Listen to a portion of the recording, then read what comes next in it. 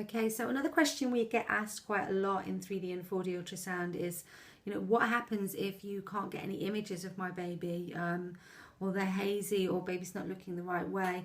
Now, it's quite common for babies not to be doing as we'd like them to, and that goes right the way through their childhood and mainly into adulthood as well. However, 4D is completely dependent on 2D. What we need to get a really good, clear, crisp 4D picture is in the 2D, where we'll start off and get positioning of baby, for baby to be looking up and out. If you imagine the probe is like a camera, and we're looking in, we need a pool of amniotic fluid in front of whatever we're trying to look at to be able to get the picture, which is one of the reasons why we're called window to the womb. So if baby's got its hands and its feet up in front of his face, it'd be like you trying to get a really good picture of me doing this. I'd like to show you with my legs up as well, but unfortunately that's not possible for me anymore. If we can't get any good images, the first thing we would try and do is obviously to move mum. Maybe sometimes get a cough, which will obviously tense all those tummy muscles up.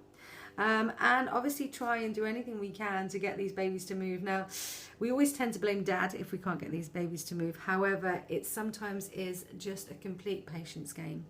If we can never get you any good images on the day, then we will always offer a rescan and for you to come back later on in your pregnancy, especially if baby is breech, which means bottom down, because then the legs tend to go straight up in front of the face, where it doesn't matter how many times we turn mum or trying to encourage baby. Sometimes it's just better to wait for little one to move, or potentially go head down, which is a few weeks later on into the pregnancy.